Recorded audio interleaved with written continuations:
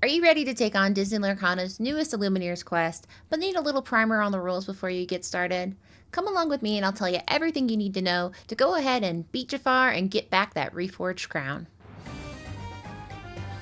In this game, 1 to 4 Illumineers will go ahead and face off against Jafar to recapture the Reforged Crown and save all of Lorcana. The game ends when one of two things happen. All Illumineers have reached 20 lore and are in possession of the Reforged Crown, or Jafar reaches 40 lore. Even if Jafar does not hold the Reforged Crown at the time he reaches 40 lore, it automatically will be returned to him and he wins anyway. I mentioned there can be 1 to 4 Illumineers playing, and the biggest thing that's going to change is how many cards Jafar will draw each turn. As outlined in the rulebook, Jafar will start either drawing 2 or 3 cards, and that's going to increase based on his lore count throughout the game and depending on how many Illumineers are facing him. The good news is this is all in the rulebook and it'll outline when he will hit those milestones and how many cards he'll be drawing. The other thing to take into consideration is that there's 4 difficulty levels, and these are going to be determined by the battlegrounds. The battlegrounds are going to range from easy, normal, hard, and extreme. Each battleground will have its own unique set of rules to modify how easy or hard the game is to play.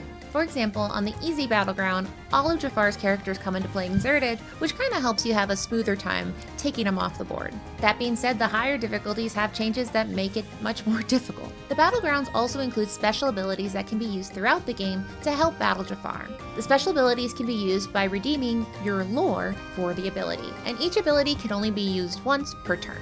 The game comes with 2 pre-constructed decks, an Amber Steel and an Amethyst Sapphire. The decks are all ready for you to sleeve up and take on Jafar, and I recommend starting with the easy or normal mode because that's where you're going to have your best success and get a feel for how the game is going to go. Then, once you've played the game a couple of times with the pre-constructed decks, you'll have a better understanding of what you'll need to take on the higher difficulties, and you can either modify the decks that come with the game, or you can build brand new decks. In addition, if you want to play with 3 or 4 players, you will have to build 2 more decks, so it's good to get that play in at the beginning so you know what you're looking for when you actually take on that deck building. There are 2 aspects to the Palace Heist Illumineers quest that are unique to this game.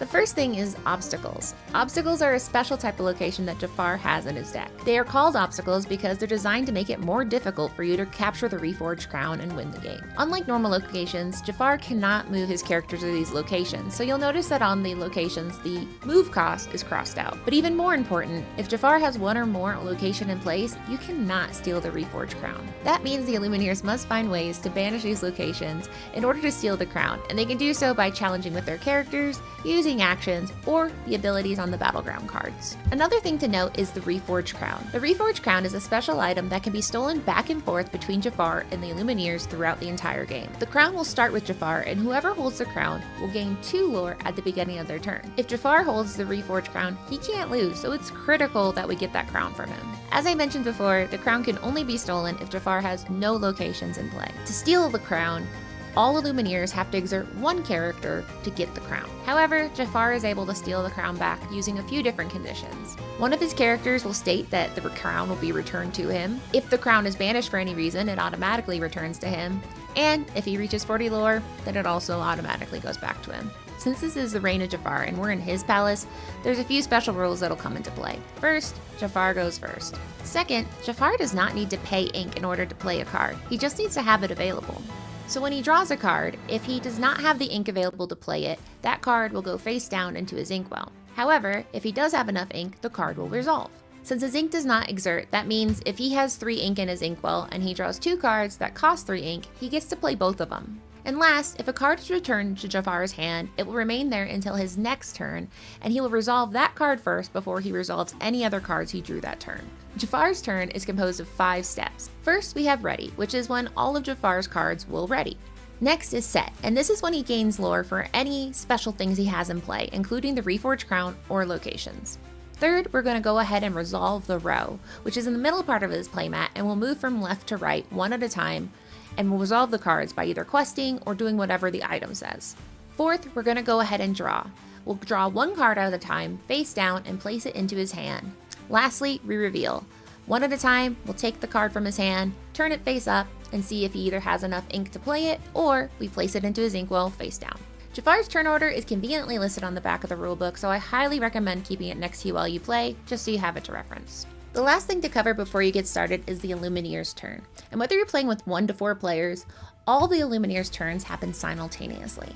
That means you're working together on your turn to play your cards in a way that benefits each other and basically tackles Jafar in the best way possible. While your deck and ink are separate, you do have cards that'll affect each other. Think of things like healing and support. So that's why you definitely want to talk to your other players if you're playing with more than one to make sure that you guys are strategizing on the best way to tackle what you have ahead of you. I will note that if a card says you or your, it's referring to the person holding the card. And Jafar's cards are going to have Jafar or he, him, because those are for his cards. However, if a card mentions targeting a player, you can target Jafar. The cards in your deck are going to follow the standard Disney Lorcana basic rules, but if you need a refresher, you can go ahead to the rulebook on page 14 through 16 to make sure you know what all the symbols and turn orders are. And now you are ready to set up. To set up, you'll make sure to take Jafar's deck and place it on his playmat on the scenario deck location. You'll also give him possession of the Reforged Crown. Lastly, you'll take your battleground card and put it in a place where all players can see it. You'll go ahead and mark how many cards Jafar will draw per turn based on how many players are playing the game, and you'll also mark his lore total for both you and the Illumineers playing. Just like I mentioned before, the normal rules follow for your turn as the Illumineer. You'll go ahead and draw 7 cards and alter your hand based on what you drew. That means you can send back 1 card and draw 1 card in order to fully alter your hand and start the game. For Jafar's first turn, he'll go ahead and gain 2 lore right at the beginning because he already has the Reforged Crown. Then you'll go ahead and draw 1 at a time and reveal 1 at a time. If he doesn't have enough ink, it'll go straight into his inkwell, and if he does have enough ink, he'll put it into play. Like I mentioned earlier, Jafar's turn is going to follow those 5 steps. He will go ahead and ready and set, which means he's going to ready his characters and gain the lore for his crown and any locations. Then we're going to go ahead and resolve the row, in this case, quest with his characters from left to right. Then he will go ahead and draw by placing the cards 1 at a time into his hand, and then we reveal them 1 by 1. If we don't have enough ink, it'll go ahead and go into his inkwell face down, and we'll go ahead and play the card Exerted since we are on easy mode in this scenario. Another example of what I explained earlier is how we go ahead and steal the crown. All you need to do to steal the crown is take one of your characters and exert them. If you have 4 Illumineers playing, that means all 4 of you must exert one of your characters. Once you do this, and there's no locations in play on Jafar's playmat, you can go ahead and steal the Reforged Crown. Once the crown is in the Illumineer's possession, you will start gaining 2 lore per turn just like Jafar did. However, only 1 Illumineer can hold the crown at a time. That means that if there's 4 of you playing, you must decide who amongst you will gain the 2 lore per turn by possessing the crown. As a reminder, the game ends when one of 2 things happens. All Illumineers are at 20 lore and you're in possession of the Reforged Crown, or Jafar reaches 40 lore. Once you win, you now can open the prize card included with the game and enjoy the fruits of your labor. And that's all you need to get started with Disney Lorcana's Illumineer's Quest Palace Heist. If you have any questions though, do feel free to comment below and I'm happy to answer any questions you might have. If you want a more in-depth example of a playthrough, you also can check out on my channel. I have a full playthrough of the game on easy mode with myself and my friend Blanca, so you can go ahead and watch that and see the game from start to finish on how it goes. If you enjoyed this video, please feel free to like or subscribe. Your support means the world to me and I appreciate all of it. As a reminder, there is always more room at the inn, and if you don't know where to find us, just take the second start of the right exit and head straight on till morning.